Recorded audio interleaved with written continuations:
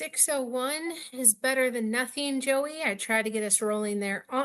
And the slow motion salute is back for everyone. Welcome to Let's Talk Broncos. I'm Bree Maestas. That's Joey Richards. I think we have to talk about a big game there. The Broncos were able to make it back to the playoffs, and I think we learned a pretty incredible lesson there, Joey, is never discount Josh Allen.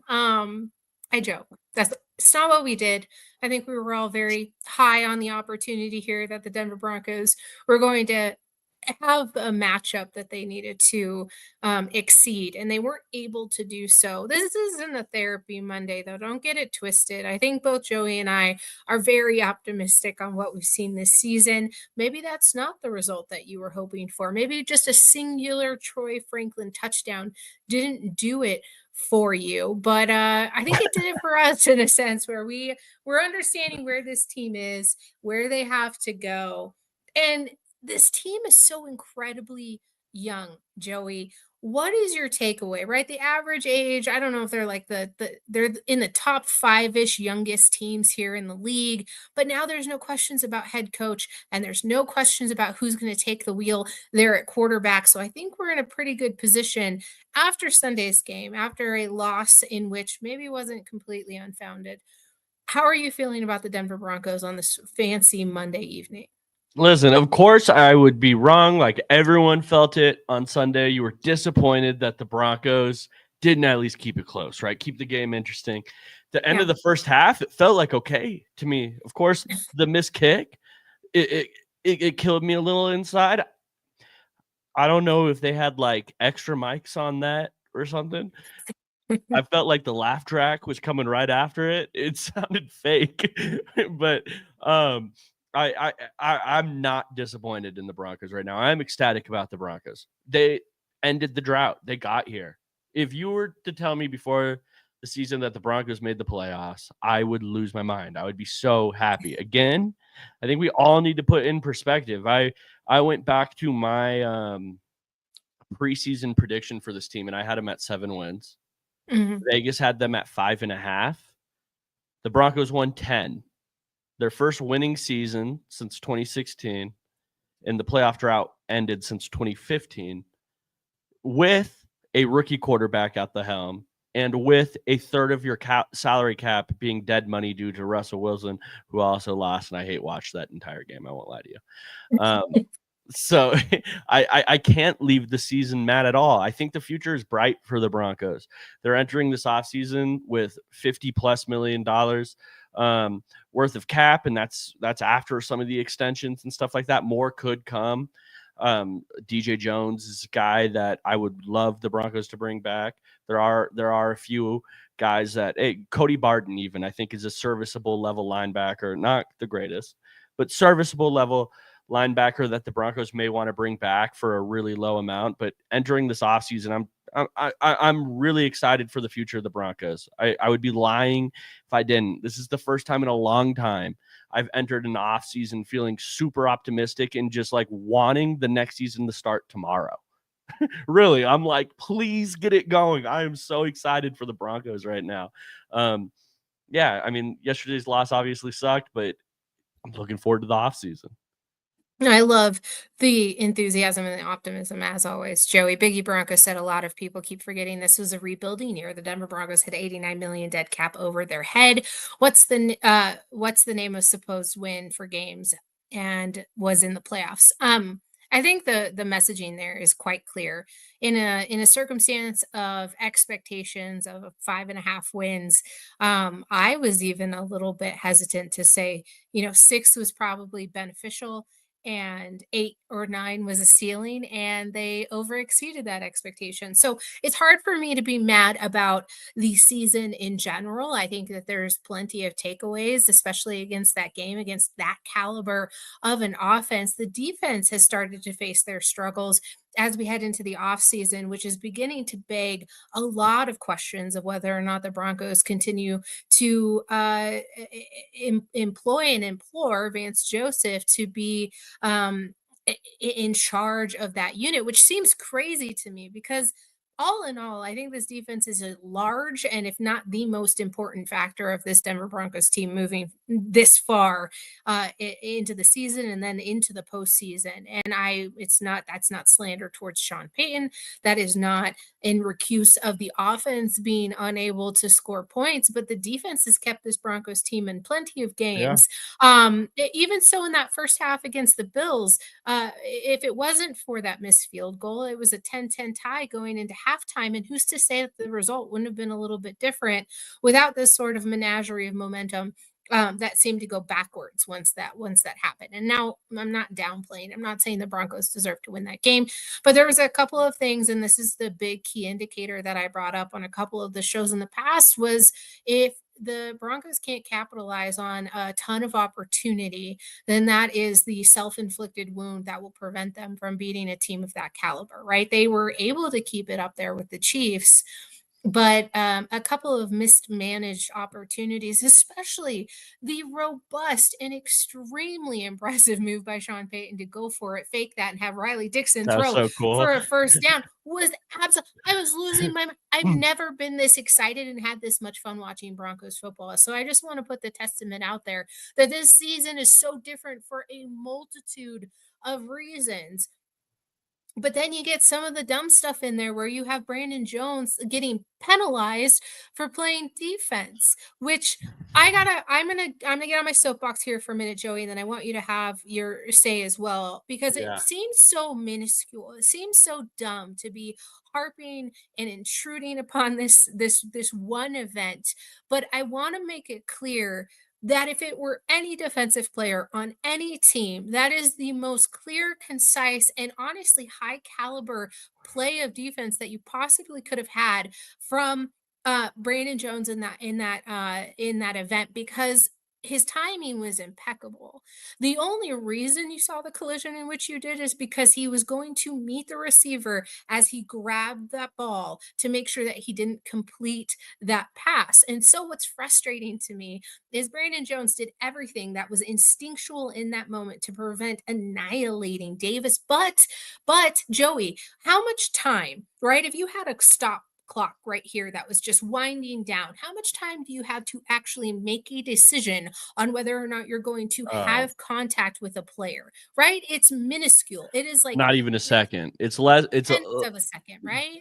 tenths of a second decision. It's impossible, especially if we're talking that specific play. I hate being the guy that comes on here and starts complaining about refereeing and stuff like this, but this is just a general observation for the entire NFL. Of course, as a Yes. fan of your team, you're going to come on here. Like, I think that goes for everybody. Like, if the Broncos were on the winning side of that, maybe I'd come on here a little different. But I think all other 31 fans watching that at the moment, I watched that game at a bar with some buddies. I had a Lions friend there. I had a New England Patriots friend there. I had another Lions fan there. I don't know how I know two Lions fans. Don't ask me. Both there. Everyone was in agreement. This is really the issue. Josh Allen in that situation, he's fantastic. But in that situation, it was a hospital ball. It was an Absolutely. absolute hospital ball. That is a ball that back in, when Ray Lewis and Ed Reed were playing, guys' heads are getting knocked off on that throw, right? Their Right. heads are being thrown. But in today's NFL, that's a 15-yard penalty. So the quarterback gets, in the whole offense as a whole, the team gets like they get 15 yards for a hospital ball, a play Yeah. where a defender has to make a decision in like split second, like what you said, a tenth of a second, whether I'm going to hit the guy or not. Am I going to try to let him catch this? How do I hit him? Do I go for the legs? You saw with that Lions safety, if you hit him in the legs, they're going to call you dirty too. Yeah. There's not there. It's a lose-lose situation when the quarterback throws a ball like that. He lollipopped it up. The running back's running up the sideline on like a little wheel or whatever that was, looking at the ball. Safety is sprinting at him, Brandon Jones, in this situation. What do I do? What does he do? That's the real question. In a situation like that, what does the defender do to where it's a good play for the defense? And I'm kind of lost at the answer there. You either let him catch it and it's a it's a big gain for the offense, or you hit him. Okay, now it's a penalty because the offensive player dipped his helmet, dipped his pads. It's not fair.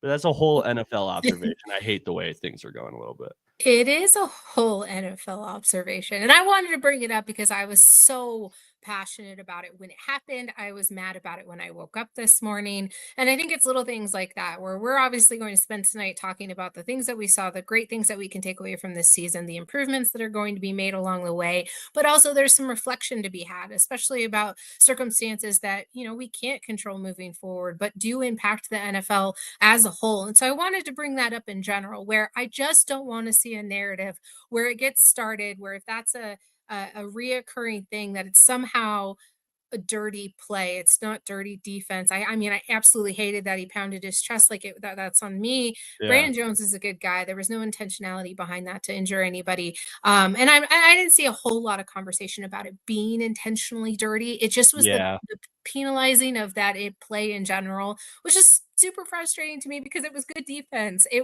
Yeah. was really good defense. And Brandon Jones has been an absolute star this season for that Denver Broncos defense. So I wanted to give him his flowers first and foremost, because I think that's a positive takeaway for this entire season is he was able to step up in a role that was basically, evacuated there by the Justin Simmons departure, and you needed somebody young to step in. I think they found that individual with a Brandon Jones. So I feel good heading into the next season with some of these pieces that are in place. I know Right. safety is something of a topic of conversation that we're going to have.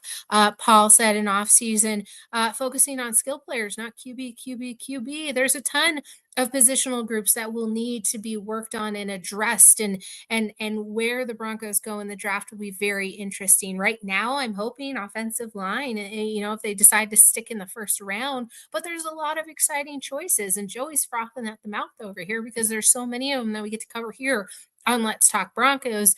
So look out for special episodes covering all of those things. But in the meantime, Please. Joey, are you excited about the pieces that are in place, at least at a foundational standpoint? Yeah. I mean, yes, I definitely am. I think Paul nailed it.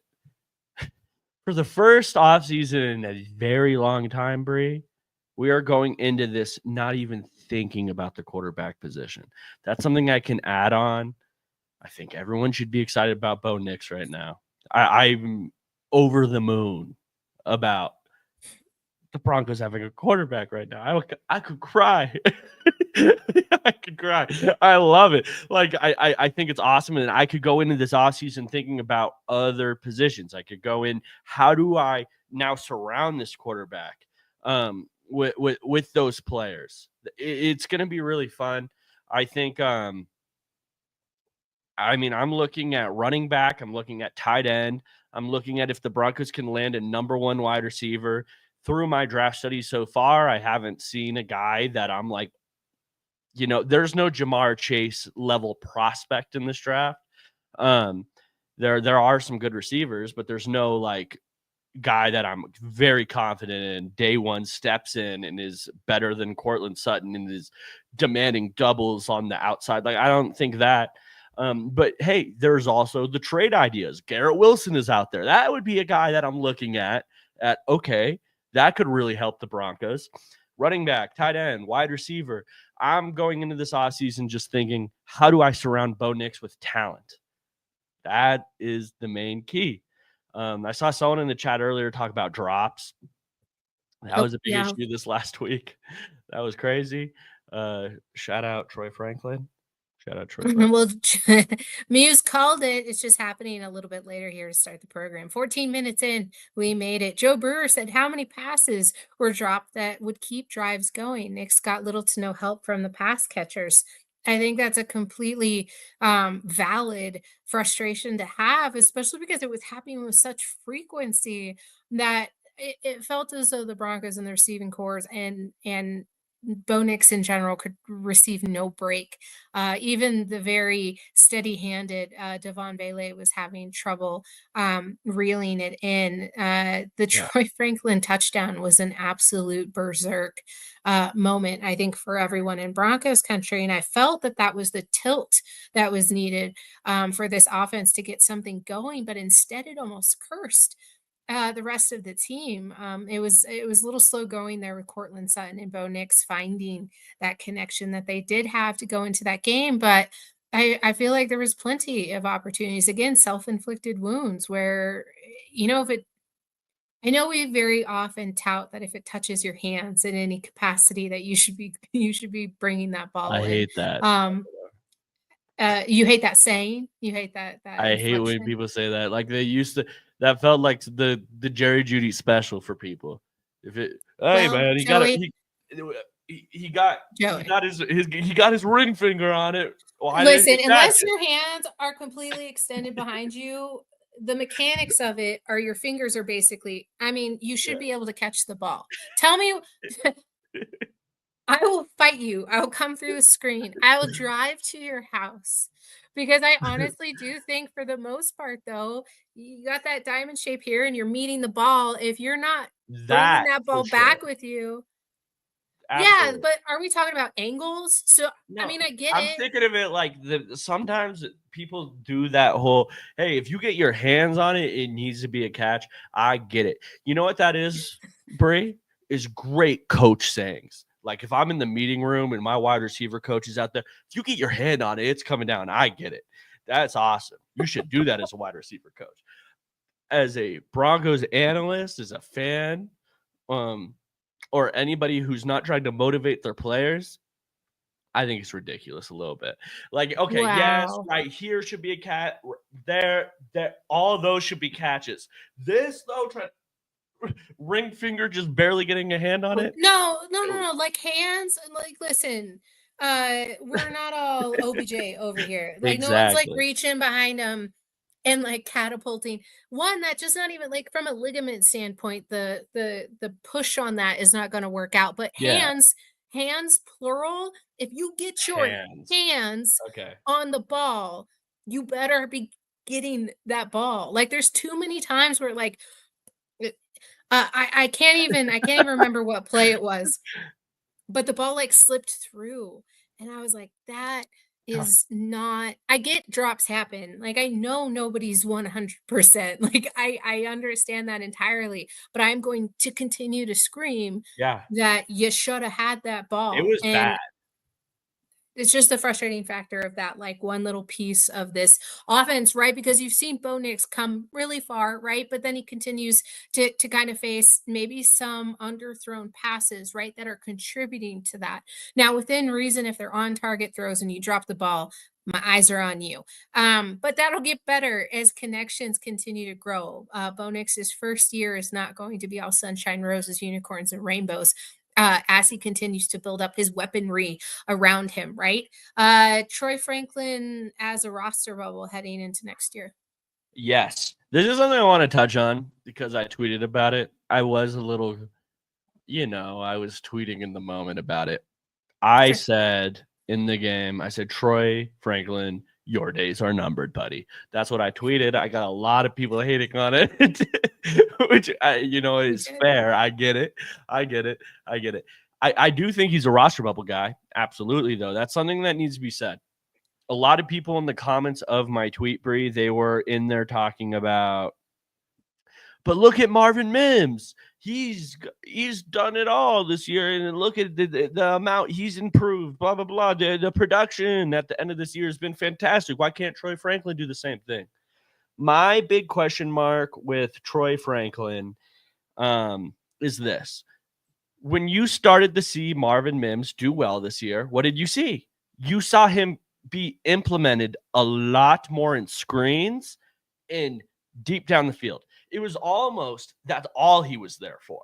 It was deep down the middle, deep down the field shots or screens to get him in the open field, which plays massively into his strengths and mitigates his weaknesses, which is route running, getting open on man coverage, finding the soft spot in the zone. The screens where he's fantastic. We saw him as a punt returner. He's an all-pro as a punt returner. In open field carries or deep down the field, we know he's good at that. How knowing Troy Franklin's weaknesses now, all right, that one-to-one doesn't work because of this. Knowing Troy Franklin's weaknesses, how do I put him in the best spot? And that's kind of where I get confused. as an analyst. How do I put Troy Franklin in the best spot? Because to me, he's not nearly as good as Marvin Mims in open field. So I don't think he's ever going to be the screen guy over a Marvin Mims. He's pretty much a deep threat to me. I think that's what he's the best at. We've seen him a ton this year get open deep. Now that goes hand in hand with his weaknesses. And it's been that way. This is nothing new. If you go and look at all of the offseason content I did after the Broncos drafted him, before the Broncos drafted him, it wasn't my first time talking about Troy Franklin. I've always said, and Frankie was too, we were agreement on this, and which was something rare this offseason. We were in agreement about Troy Franklin, and it was, man, does this guy have a really tough time tracking the ball downfield? Really good at getting open. He can't really track the ball. And then when he does get his hands on it, it's not natural at all. To go along with, okay, if I wanted to use him over the middle or in these other areas, it's the same issue. Okay, very skinny, not dealing with contact very well. So over the middle and all of that, he's kind of exactly what people were making Jerry Jeudy to be his entire tenure as a Bronco, but probably like worse, a lot worse, I would actually add.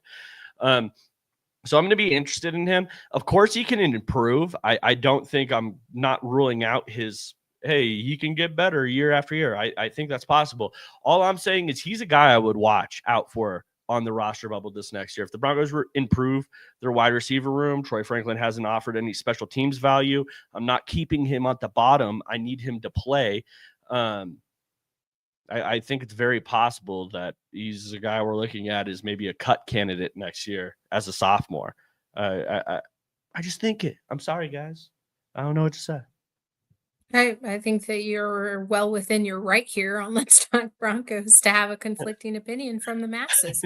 I don't know. I feel like that's a little quick to move on, right? I mean, how long does it take from a developmental standpoint for a fourth rounder when their success and hit rate is under 30% anyways to come in and make an impact to the game their first year? I mean, is it a second or third year lookout? Is year 3 when you start to have that conversation? To me, it feels a little bit quick, but from what we've seen from the season and from the mounting frustration from Sean Payton, which may or may not have been directed exactly at Troy Franklin, it's just a question mark as to if they don't know how to use him properly and the connection isn't there, it's not blossoming, and it continues to be a sore point, then you can't continue to roll that out onto the field and accept different results. That's insanity at a certain point. I thought he was going to be a welcome addition for Bo Nix, and it just hasn't developed and evolved in that direction yet. But I'm going to say yet. I want to see more. I want to see what the offseason does. I want to see what training camp looks like when July rolls around before I start making any claims like that, Joey. Fair enough. Like, so quick. Fair enough. Yes, I do agree with you, Bree. Maybe your days are numbered was a little out there, but that, hey, it's possible. You know what I mean? That's how I was feeling in the moment. That's what happens when you live tweet. I'm sorry. Bree, you're good about not live tweeting. I'm the live tweet crazy person. I didn't used to be. It was always every single verb or every single word that came to my head. And it was usually swear words, and it was all over Twitter. And I can't live tweet anymore. I go to the games, I put my phone away, I try not to say much. And then when I'm home watching it, we got a full house and I'm usually just trying to do other stuff. So it's been difficult. It's been different. Nate Hackett says, "Hey guys, miss me yet?" Listen, I didn't hang the picture and I don't care to fix the picture. So I'm in the den right now. It is what it is. Kyron Williams scored a touchdown. Spoiler alert. I gotta go watch some Monday Night Football. I don't know. Somebody tell me the score. I'd really like to know what's going on. Boggins, nice to see you. I mean, he was outplayed by a late round pick who didn't already have chemistry with Bo. Not that crazy of a hot take. Boggins is on your side. So there's that, Joey. Shout out to Boggins. Make sure he's doing a lot of draft stuff. Make sure you guys are listening to Boggins. He's good takes. Zach says missing y'all. Zach, if you missed us, brother, you would be here. You'd be here. it's no more than missing y'all. You gotta come with something different. You gotta start hating on the show or something because I'm not buying Yeah, it. you got to be Broncos hater 2.0, heart to dough. And you got to come at us with some crazy hate. I would love to see Zach Sears just troll us the entire time. I think that would be incredibly appropriate given where we're at in the season. Listen, the Broncos season may be over, but the NFL season is not. Which, Joey, Bills Ravens, who wins that matchup? I got Ravens. I think the Ravens are putting together a really strong resume. I think Lamar Jackson is the truth. Derrick Henry is one of the greatest running backs I've seen in my lifetime. And he's continuing to do it after I think a lot of people had him. Shout out the Cowboys and Jerry Jones. He for sure did. Thought that Derrick Henry was falling off the map this year. Not at all. Did you see him hit the False. Did you see him this last weekend? I would like to say open hand slap, but it wasn't a slap. It was an open hand punch in the face. That was not okay. That was disrespectful. Listen, if that was me on the other side of that, we have to get up and fight or something. That was not cool. I'm gonna be disrespected. I feel bad. I can't go back to my family feeling okay with that. I would have to get up and do something. We're taking the 15 yards. I don't care. The flag is coming out. That was ridiculous. He's one of the greatest ever. I've had conversation with you guys in our little group chat that somehow LTB Muse I feel like he's a part of somehow because he guesses. He's in. Right. He's in in there. it. He's 1,000% in it. But we've had me, Bree, Zach, and LTB Muse. We've been in the group chat probably talking about Derrick Henry before and about does it match up with Adrian Peterson. That's an interesting conversation I think people should have. So I'm going Ravens. Ravens are phenomenal. They're balling out. The defense came along at the right time. I go Baltimore in that matchup. I do. It has nothing to do personally with the Bills beating us. No, in all fairness, I have too many a times fallen for the Bills trick of thinking that this is their year, and I'm not doing it this year. I'm going for the obvious and actual MVP of the regular season in Lamar Jackson because what he's been able to do is break out of every single box everyone has tried to put him into as a quarterback. People said all he was is mobile, and he decided to go ahead and just be outstanding as a passer. And then you had Derrick Henry in there, who I know both you and Zach like to talk shit about running backs over 30, just celebrated his 31st birthday, and he is playing better than ever. I love that you brought up that moss to the face. Like I couldn't believe the force in which he didn't even put his whole body into it. He just said, and absolutely amazing. Like I could watch that on repeat because I'm just so enamored with like the physicality. Derrick Henry is built, I guess, like the pristine running back build, right? Would you wish all of them were that caliber, but he doesn't look like he should be as quick and as strong and as like bulldozing as he is. But it's not just the strength, right? Because again, I'm not going to box Derrick Henry into just being a bulldozer. His vision is incredible. He's gotten so smart throughout his time in the NFL. And maybe that's a caveat to where age is kind of a good indicator. You know, he's been blessed with the ability to keep going and for his body to hold out as long as it has. So, everyone wishes they had a Derrick Henry because King Henry is irreplaceable. And Paul hit it right on the head here, nailed it. Anybody but Casey, please. I can't watch Kansas City in the Super Bowl again. I will be boycotting. So it has to be the Bills or the Ravens. And I really think the Ravens have a shot here if the Ravens have figured out what kind of team they want to be, right? Are they going to rely solely on Lamar Jackson? No. Are they going to solely rely on the run? No. I want to use this as a moment to reflect on how I think the Broncos kind of faltered here as being a young team. Oftentimes, you think that you can fight fire with water when it comes to the game of football, but that is the the contrary of what you want to do, Joey. Now, stick with me here. Fighting fire with fire would have been leaning into Bo Nix and his legs and allowing him to Josh Allen himself into at least a more competitive game. The same goes for the Ravens and Derrick Henry. If they only solely rely on their ground and pound game, they're going to get away from what got them there in the first place. And I'm worried that teams start to play a different version of themselves when they feel like something is on the line. I thought it was going to be different for the Broncos. I thought for sure that they weren't going to play timid because they had nothing to lose. Something, and I'm not saying it was play calling in general, it's just why get away from what got you there? Why get away from Bo Nix and his legs? Why not design a run game with Bo Nix That's to the one. primarily just knowing how successful it was. There were times when it was a choice for Bo Nix to do so where he opened it up because he saw that was open. Why are we not designing that? Why are we not quick gaming that? I've got a question and I want to know, was it timid play or was it they thought that it was like, what was the game plan, do you think? Like, just speculate Yeah. for me. I mean, I do think that, okay, so even more than the offense, I thought the defense was the issue in this. You even heard Bo talk about it after the game, Bree, saying it was a weird game because I didn't feel like we touched the ball a lot, which is true. You didn't touch the 12 ball a minutes of lot. offense? Yeah, you 13? didn't touch the ball a lot because you didn't touch the ball a lot because the Bills were running all over our defense, getting us into third and short opportunities a ton, where that is just super favorable to Buffalo, who's had one of the better run games of this entire year. And then you can bulldoze Josh Allen, your 6'5", like 245-pound quarterback, in third and fourth and shorts. So I think that plays a part in it. I don't necessarily think they got away from what got him here. I think we're just I think a lot of the criticisms were picking and choosing. I'm really thinking that in the prior weeks, we've come on this podcast so many times and the question has been brought up. Why do the Broncos go away from their run game? Why do the Broncos go away from their run game so much? Bo Nix is a rookie quarterback and we're throwing with them 40 times. Like, I've heard all of this a trillion times before this season. And then this week, all of a sudden it changes.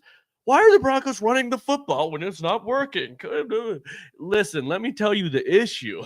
I'll tell you the issue right now is that the Broncos have a rookie quarterback. So you guys don't want him to pass a ton because he's a rookie quarterback. Where is all the handicap stuff? Okay, here comes the screens. Why don't they let Bo Nix do the straight drop back passing? It doesn't matter what they do. The issue with this Broncos team is that they don't have the easy button. They don't have anything that they can rely on offense because simply they don't have the players at the moment. And it could come this offseason. That's why I'm so excited about this offseason. And that's why it's so exciting that the Broncos even made the playoffs this year because they don't have that easy button. There's not a single aspect of this offense that you can consistently say is going to work. It's a week-to-week thing. The Broncos are trying to work at their rookie quarterback with an inadequate run game. What's my easy button? What's the easy part of this offense? What's going to work consistently week to week? So Bo's legs. Bo's legs. We should have seen that. That's my one big criticism, and I'll get to that. Is a big criticism, but it's. They get mad at Sean Payton when he passes too much. They get mad at him when he doesn't run enough because at the end of the day, they're not seeing the results they want. But it doesn't matter because we've seen both sides of the coin this season. When they pass a ton, it doesn't work. When they run a ton, it doesn't work. That's really it. So that's why the Broncos need to upgrade their receiving corps. That's why the Broncos need to upgrade the running back position. This is what we're talking about. Now, Bree, you brought up a great point about the quarterback run game. I know Sean Payton has that in his bag. We've seen it with Taysom Hill. We've seen it with multiple different guys down there. For all the quarterback design runs they have. Why didn't we see that? That's something I'm really curious about. We saw it not nearly as much as I thought going into the season. I thought Bo Nix legs were going to be used more than just a scrambler. It really wasn't, though. So I think that's the one valid point in critique about Sean Payton's play calling this year is, hey, where are these quarterback design runs? You get the extra man in the run game. Your running back is now a blocker. You get the extra man. And Bo Nix is a phenomenal athlete. We can all put that down. Where are those quarterback design runs? We didn't see enough of them. We didn't, and I guess that's where my when we start talking about not running, not passing enough, more so, I think situationally, everything just feels a little bit tethered. And maybe that's by design, right? I don't know. I don't know exactly why things are being called the way that they are. And it's not necessarily that I have an issue with play calling. It just leaves a couple of head scratching moments where I don't quite understand what's happening. And you mentioned the run game and you mentioned the lack thereof, but there are opportunities to be a little bit more creative. And I thought that's what we were in store for by seeing Audric Estime as a healthy scratch and inactive for the game in replace of Tyler Bade. And so we thought, or we were led to believe, that there would be a higher usage of TB. There, however, wasn't. Now, things happen, and I understand not everything goes by design necessarily, but it seems another head scratching call there to. I don't think Estime is on anybody's. Uh, I'm trying to figure out a word to use here. Like, he's not on the naughty list. I don't think that he was scratched simply because he's on poor terms. Um, No. but you're already facing a struggling Javante Williams. You already have a run game that's not going in a whole lot of directions, except for laterally, and that's not what you want. You want up and down, not side to side. So, w- why didn't we see more? It didn't. Was it a distraction? Was it a decoy? Were there bigger plans and it didn't work out? I mean, Bidet hasn't seen the field since, correct me if I'm wrong, week 4, Yeah. 5. So it just seems weird that that is the direction you wanted to go. It's like throwing out cold at a really like misappropriate time. Like, I feel that was a misappropriated way to use the roster, especially in a game to this caliber. But maybe they thought they had a better chance with what Bidet brings to the team and to the field. Joey, what is your take on that decision? Yeah. So I think people are making I think people are making a little too much out of it, in my opinion. Everyone, Bree, I mean, are we pretty unanimous that the people that are negative about Sean Payton's play calling this last week are saying the Broncos ran the ball too much? And their highest carrier had 7 carries, which is Javante Williams. How much did Tyler Beatty have? It was the exact same as Jaleel McLaughlin. 2 Mhm. carries. You had 11 carries between the three. Yet they ran the ball too much, yet Tyler Beatty wasn't incorporated enough. Like, at some Sure. point we need to, like, kind of, I think, as as Broncos fans, just generally, like, it just feels like we're nitpicking at a point. Because I think whether it was Audric Estime or Tyler Beatty, you're getting probably like 2 carries out of them. I mean, how many times is Audric Estime this season? How many games is getting more carries than Javante Williams and Jaleel McLaughlin, or just Jaleel McLaughlin at that? Maybe like 1 time a game, like maybe 1 time this season, 2 times this season. It was a long season. We had 17 games, and Tyler Beatty had just as many as McLaughlin, yet we ran too much. Like, it's just all starts to become very confusing to me on the critiques.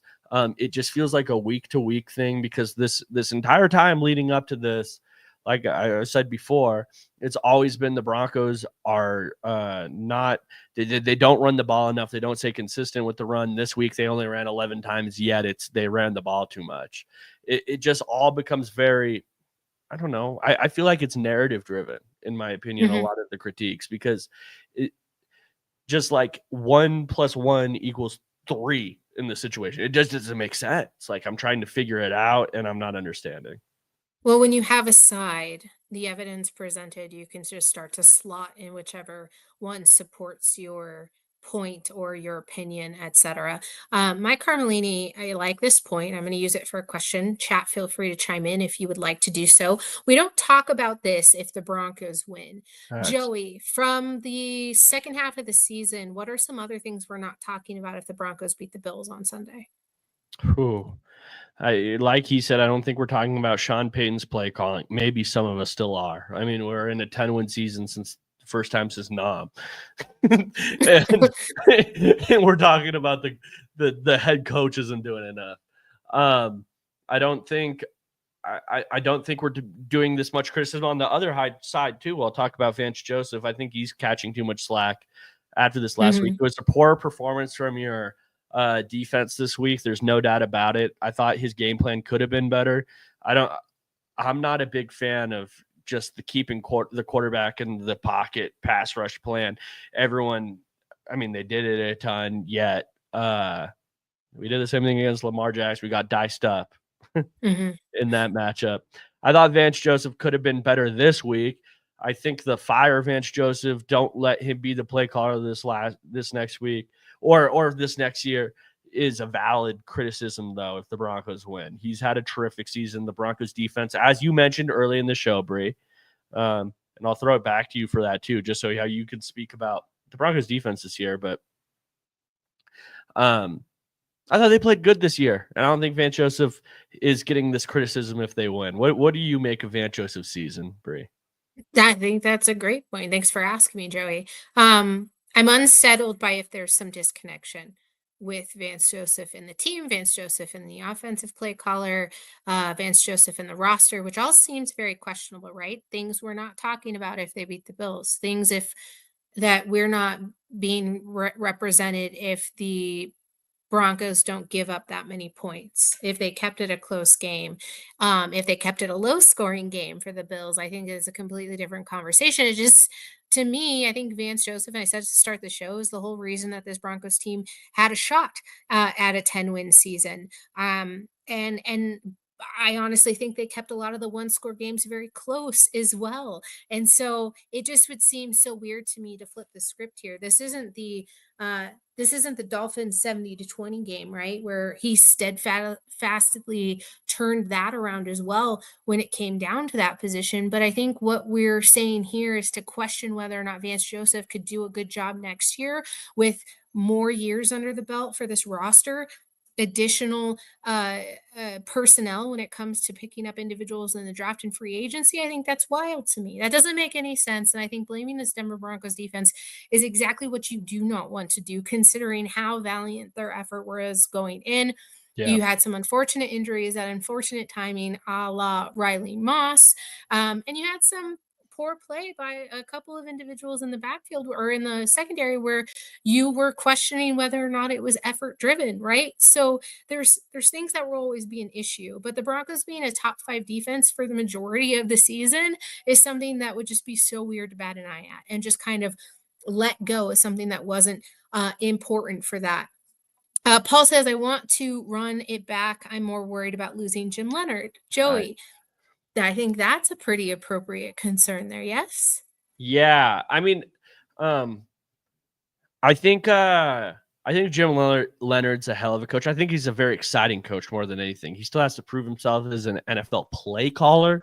He was a fantastic college play caller. There is a little in me, though, that's just excited. Vance Joseph's been a hell of a defensive coordinator this last year. There is a little in me that's just like, I want the new exciting toy, which is Jim Leonard. Like, I know he brings something a little different. He is very exciting. He falls under that Rex Ryan tree, but puts a new spin on it. It's a style of defense that, we're getting more popularized in the NFL. I would hate to lose Jim Leonard on this team. I wouldn't be shocked to see if Vance Joseph doesn't get hired as a head coach job. I want to put out there as well, Bree, that I think Vance Joseph is a more attractive head coach option than many of Broncos country thinks. But if he leaves, Jim Leonard would be a hell of a defensive coordinator, in my opinion, or higher for the Broncos. And I wouldn't be shocked to see him get that promotion elsewhere if Vance Joseph doesn't leave, because there's no way the Broncos move on from Vance Joseph. That's a 0% possibility. It's Vance Joseph leaves, Jim Leonard steps in, or Vance Joseph stays, and maybe there's, I would say, maybe 50-50 coin flip that he is a play caller for a different team next year. He's highly thought of. So, Yeah. Yeah. I could definitely see it happening. There's a lot to talk about, obviously, because we've watched this Broncos team go through it. They've broken the streaks. They've won the games that they needed to. They made the playoffs. They've ended the drought, and above all else, they've just been able to prove something different from what we've watched for the 9 years prior to do so. But the one interesting notion that we did learn today is that Bo Nix, since the Raiders game, has been dealing with what potentially could be considered back fractures. I there, it's the little winged bits, right, of the vertebrae. Which, okay, you just like, let's just disqualify that of just like it's just. But the idea here is like, one, can't believe that he was able to play the way that he has done so since That's it. suffering that injury, and two, are you concerned at all about what that means going forward? I don't know the rehabilitation time for such. Like, the off season obviously could have come a little bit sooner for Bo, but I'm actually very impressed he was able to play the way that he was, even with a lot of uh those long passes and touchdowns where I couldn't imagine that was very comfortable for Bo. Yeah, listen, Bree. If all else fails for me in my media career, I'm going online and I'm being NFL Twitter doctor. That's one thing I'm going to do. It's very, uh, I mean, I think the weatherman is more accurate than our Twitter doctors. You It's don't want to bad. follow Joey underscore NFLMD? No, it's going to be at LTB underscore Dr. Joey would be what I'm gonna would change it to. Something I would Okay. be a little better with it. No, I'm joking. It just makes me that much more pumped up for that for my quarterback. It really does. For me, I get some people where it's like, man, that's concerning. He had that. For me, I'm like, man, he's a tough son of a bitch. That's the way I've looked at it. That's the way I choose to at the moment. Because it didn't look like he screwed up at all. Like, it didn't look like he lost any athleticism. It didn't look like he was hampering anything. Outside of that one game where it happened, the Raiders game, where it was like, okay, yeah, his back's a little screwed up. Every game past that, Bo Nix was running around just fine. Just fine. Who remembers those two Chiefs against the Chiefs, those runs that he had on the outside, both Oh, were called yeah. back? Like, this guy was not afraid at all about that back. I think he's tough as nails. I'm excited he's my quarterback. It just added a little spice to it for me. I was like, oh, and our quarterback's tough. He's talented Mhm. and he's as tough as he is. I Yeah. love it. I'm a fan. Now, LTV News says Dr. Joey Drafts. I like that name. I know Yeah. nothing about this injury. I have no idea what the rehabilitation program is going to look like this offseason. No clue. He's going to be okay, though. That's my take. I wanna say it is tough as nails, to simply to simply go through with that, finish the season, and accordingly. I love Dr. Joey Drafts, LTB Muse, you're always on it. Hold on, I started choking. Um, I I'm hoping that it's less severe, right? I think that those, process fractures are more common. I'm gonna hold on, take a drink of water. I was reading that because CT scans and whatnot are now used so frequently that they're actually being found more and now are the most common type of back fracture. But when you say back fracture, I'm sorry. To me, that sounds just atrocious, and I would never want to fracture my back. So, speedy recovery. I hope that this is something that's not going to restrict his ability to heal up, but I can't imagine that anytime you turn, twist your torso, creating any kind of torsion or torque, you're just dealing with the pain and the uncomfortability. It would be like ribs, right? I'm sure ribs, I've never broken a Yeah. rib, but I'm sure that that's terrible. Yep. I Bo Nix is the guy. Just this is now like adding to the legend and Yes. legacy of Bo Nix as he played half a season with a broken back. And shouts out to him.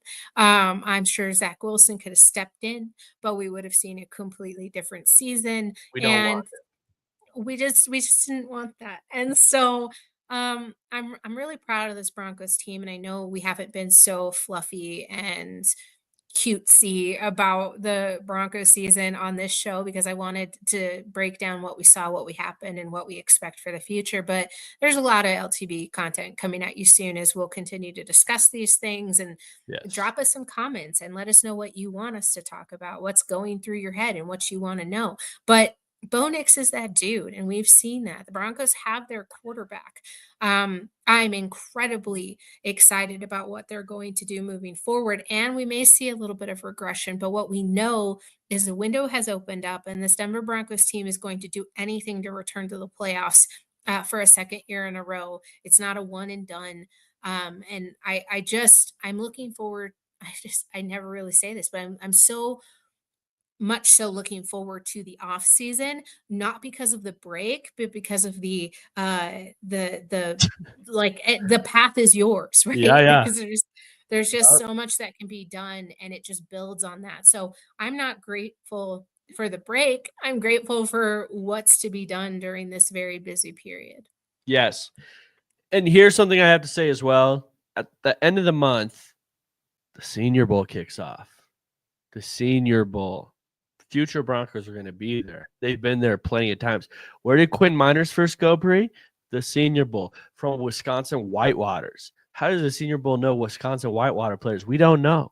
But they got Broncos All-Pro first team guard Quinn Miners there. And then guess who's going to be there scouting these players? It's Let's Talk Broncos own Jacob Romano and Frankie Abbott. Two Broncos analysts I trust a ton. I suggest everybody go follow Frankie Abbott. Everybody go follow Jacob Romano. I was at the Senior Bowl last year. It was fantastic. I tried to bring as much content as I could. I feel like having two Let's Talk Broncos members there is only going to enhance that a ton. I might even have to hop on a podcast to go just pick their thoughts. If that's something you guys be interested in, let us know. I just suggest you guys follow them because it'll be maybe the only two Broncos people there other than Cecil Lammey, who said Lucas Kroll was the best tight end in the universe or whatever he said. So Frankie Abbott and Jacob Romano will be there giving you the actual facts. That's what we should all be here for. I love it. And I'm going to be I love picking their it. brain on it.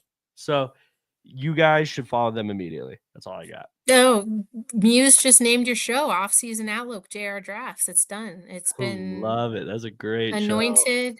I love it. Muse, we don't pay you enough.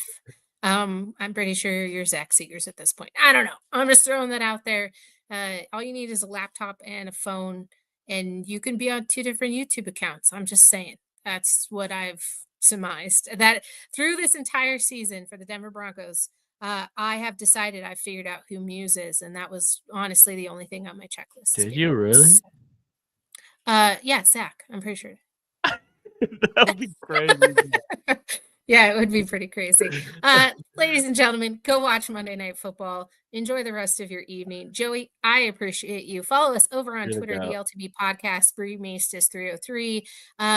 Joey _ LTB is I I changed it. don't I'm I don't representing even Let's Talk follow Broncos you. to the death of me. It's LTB _ I don't even remember it.